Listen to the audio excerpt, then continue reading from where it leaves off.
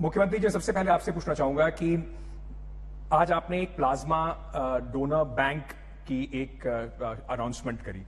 क्या है ये अनाउंसमेंट? क्योंकि अब लोगों को दिखने लगा है कि ब्लड बैंक से ज्यादा शायद इस समय फिलहाल प्लाज्मा बैंक की आवश्यकता ज्यादा है। तो ये क्या पहल है? क्योंकि अभी भी प्लाज्मा थेरेपी ट्रायल स्टेज पर ही अगर कहें तो है, अभी पूरी तरह से मान्यता प्राप्त नहीं है इस थेरेपी को। मैं आपकी बात से सहमत हूँ। लगभग 2-2.5 महीने पहले सबसे पहले दिल्ली सरकार ने इनिशिएटिव लेके प्लाज्मा थेरेपी के ट्रायल शुरू किए थे, केंद्र सरकार से परमिशन लेके। और हमारा जो पहला ट्रायल था 29 पेशेंट्स पे था, और वो ट्रायल काफ़ी सक्सेसफुल रहा। इन द सेंस वो ये दिखाता है कि अगर बहुत सीरियस अगर पेशेंट है, मल्टी ऑर्गन फेलियर हो गए और वेंटिलेटर पे चले गए, उनको तो बचाना मुश्किल हो जाता है। लेकिन अगर मॉडरेट पेशेंट है, उसकी स्थिति को खराब होने से बचाने के लिए प्लाज्मा थेरेपी सक्सेसफुल नजर आती है। आज जब वैक्सीन कोई नहीं है हमारे पास और कोई और नहीं है, तो ये एक अच्छा एक मददगार साबित होती है। मैं इतना ही कहूंगा, बड़े बड़े अभी दावे नहीं करूंगा। तो वो जो 29 पेशेंट्स में दिया, उसके नतीजे जब हमने केंद्र सरकार को सबमिट किए, तो केंद्र सरकार ने काफी हमें भी परमिशन दी और आगे भी परमिशन दी, कई सारे प्राइवेट हॉस्पिटल्स को भी परमिशन दी। अभी मैं ये देख रहा हूं कि लोग जो है प्लाज्मा को ढूंढते हुए बहुत ज्यादा हैरेसमेंट फील कर रहे हैं कि कोई प्लाज्मा का डोनर मिल जाए, हमारा मरीज जो है वो अस्पताल में एडमिट है जी, कोई प्लाज्मा। मेरे पास बहुत फोन आ रहे हैं और गलत किस्म की एक्टिविटीज भी शुरू हो गई हैं इस पूरे इसमें। तो अब सरकार ने तय किया है कि हम एक प्लाज्मा बैंक बनाएंगे। जो लोग ठीक हो गए हैं उन लोगों को फोन करके, उनको एनकरेज करके, उनको प्लाज्मा डोनेट करने के लिए एनकरेज किया जाएगा। और ये जो प्लाज्मा बैंक होगा, ये ILBS जो हमारा अस्पताल है वहां पे होगा।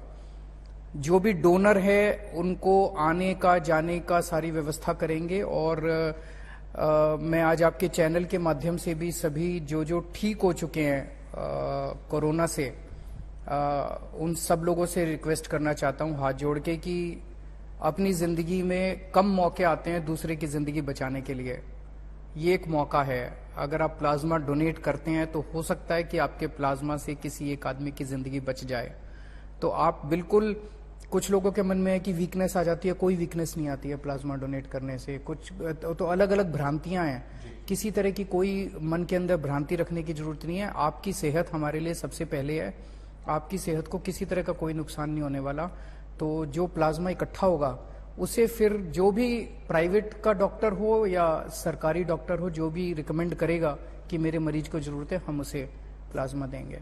27 तारीख को यानी कि शनिवार को आपने एक मीडिया इंटरेक्शन था, आपका प्रेस कॉन्फ्रेंस थी, उसमें आपने कहा कि जून के शुरुआती हफ्ते में, फर्स्ट वीक में, lack of testing, lack of beds की वजह से कुछ पेशेंट्स की जान भी गई कि उस समय बेड्स अवेलेबल नहीं थे। क्या किसी भी सरकार के लिए सबसे बड़ा एडमिशन ऑफ फेलियर नहीं है कि आपके पास मार्च से लेकर जून तक का समय था, और आप खुद कह रहे हैं मुख्यमंत्री होने के नाते कि उस समय कुछ लोगों को इसका खामियाजा भुगतना पड़ा क्योंकि हम पूरी तरह से तैयार नहीं थे? देखिए, पहली चीज तो हमें यह समझने की जरूरत है कि दिल्ली ने कहां से शुरू किया, दिल्ली में कोरोना कैसे बढ़ा, इतना ज्यादा कोरोना कैसे बढ़ा। कुछ लोग ये कह रहे हैं दिल्ली वाले इनडिसिप्लिन्ड हैं, कुछ लोग अलग अलग दिल्ली वालों के ऊपर वो कर रहे हैं।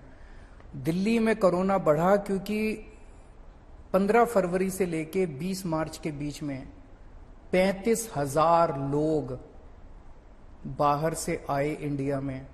उन देशों से आए। भारत सरकार ने निर्णय लिया कि उन देशों में जहां पे कोरोना बहुत बढ़ गया था, वहां के इंडियंस वहां से वापस इंडिया आना चाहते थे। तो भारत सरकार ने स्पेशल फ्लाइट्स उनके लिए अरेंज की। वो सारी फ्लाइट्स 35,000 लोगों को लेके आई, जिनकी शुरू में किसी को पता नहीं था क्या टेस्टिंग प्रोटोकॉल है, क्या कुछ है। उनकी कोई स्क्रीनिंग नहीं हुई शुरुआती दिनों के अंदर, और वो सारे के सारे दिल्ली के अंदर फैल गए। उसके बाद लॉकडाउन हो गया, लेकिन वो अंदर ही अंदर अपने परिवार को, अपने दोस्तों को तो कर रहे थे। शुरुआत के दिनों में कोई टेस्टिंग नहीं हो रही थी, बिकॉज कोई टेस्टिंग किट नहीं थी किसी के पास, कोई टेस्टिंग लैब्स नहीं थी किसी के पास। उसके बाद जब लॉकडाउन खुला, तो लॉकडाउन खुलने के बाद सब लोग आपस में मिलने लगे और ये एक बड़े स्तर के ऊपर फैला।